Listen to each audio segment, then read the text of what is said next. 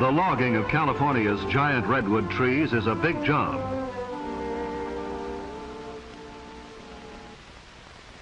Even before the trees are felled, a railroad has to be built to take the trees to the mills to be cut into lumber. Surveyors lay out the lines that are followed by the railroad. The ties and the rails are laid even before the trees are felled. The X means that this tree will itself be used in moving other trees as soon as they are brought down and cut into logs.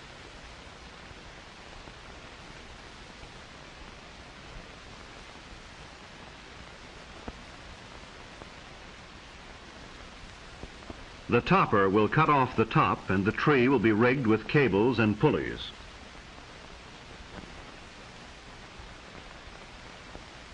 For most people, a job like this would seem too dangerous, but then logging is a hard and dangerous work, and these men take pride in their strength and courage. They are the men who fell the trees and get the logs out of the woods so that we may have lumber, for houses, for furniture, for the 1,000 uses of wood. And all in his day's work, over goes the top of this tree. The job of logging is well underway. Donkey engines are brought up to lift the big logs, haul them around and place them on railroad cars. Heavy cables and huge pulleys are needed to lift logs weighing up to 50 tons. The actual felling of a tree begins with the making of a scaffold for the axemen to stand on as they work. Then they begin their cutting their way into trees that may be as old as our civilization. For the redwood trees of California are probably the oldest of living things. The redwoods that grow along the coast live to be 2,000 years old. They are young at 350 years, they are mature at 1,000 years, and they reach old age at 1,500 years.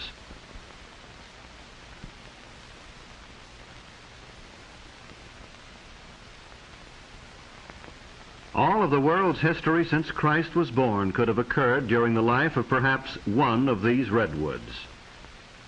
But just as the tree itself is able to live through centuries, to live even through forest fires, so when the axes, the wedges, and the saws bring it down, the lumber will last for many, many years. That is why it is very valuable as lumber. Insects and fungi do not hurt it, and it actually resists fire. So the saws keep working and the axemen bring the tree down, figuring the fall carefully so as not to hit other trees and splinter the wood. When the cutting is finished, the men get away fast from the base of the tree as it falls, for sometimes trees twist or fall in a way not expected. But usually they fall just as the axemen figured, and sometimes the axemen figure very closely, closer than one would imagine. So down they come, some of the world's oldest, biggest, and tallest trees, trees that grow over 350 feet high, trees that may be over 20 feet thick at the base, trees that are so big that more than 20 houses can be made from just one tree. But don't think these giants are being completely destroyed. Many of the oldest and the biggest of the redwoods are being saved. Parks with thousands of acres of redwoods are set aside for our enjoyment.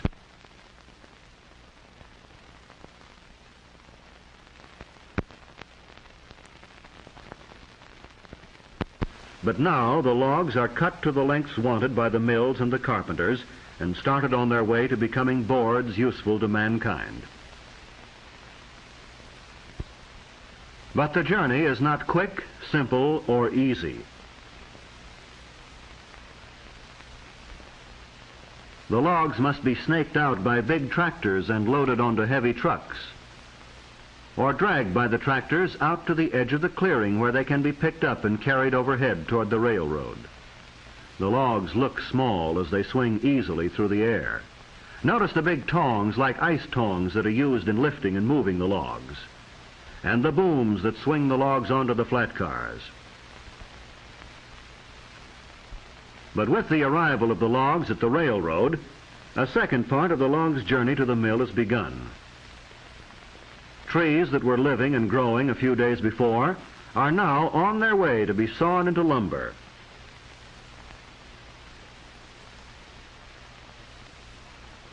These coast redwoods are used for lumber, but there is another species of redwood which is not.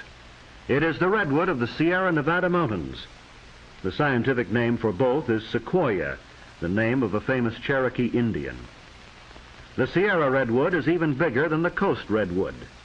It grows to be as much as 40 feet thick at the base, and it lives longer. It may live to be 4,000 years old. Redwoods are today native only to California and a small section of Oregon. But thousands of years ago, they were to be found throughout Europe and Asia. They grew in countries that are now cold, but were at one time warm. Places like Alaska, Iceland, and Greenland. Their history goes back millions of years to the time of the dinosaurs. But here at the sawmill, the redwoods are just big logs that have to be unloaded into the mill pond. And the straight arm that is used in football is found here to be simple and efficient. Train load after train load comes to the mill to meet the huge demand for redwood in this country and abroad. The demand for a wood that will not rot, that termites will not eat, that fire cannot easily burn.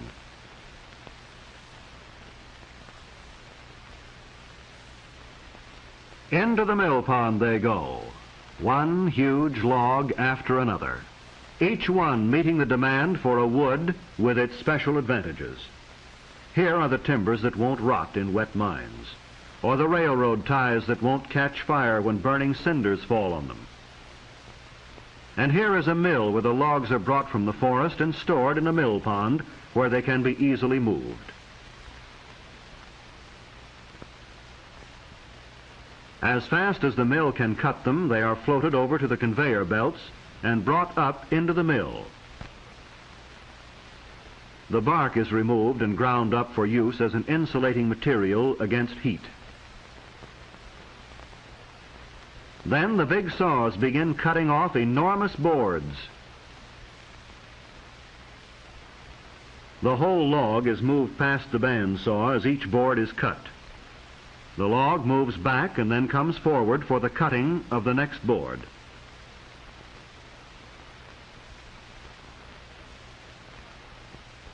After this, the boards with bad parts in them are cut.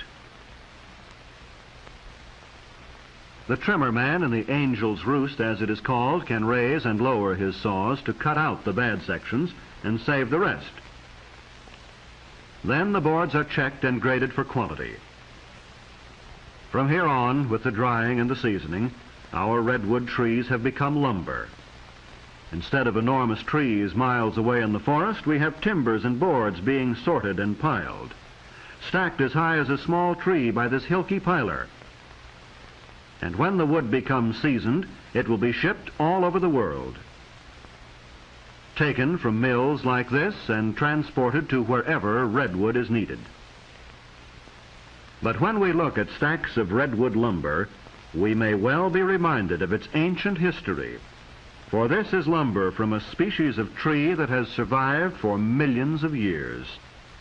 Trees that can withstand the insects and diseases that kill off other species.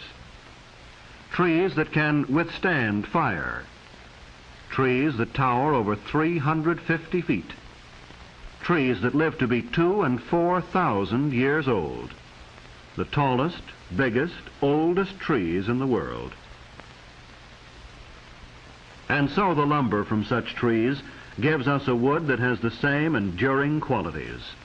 Also the wood that has a beauty which we enjoy in our homes for its richness and warmth of color.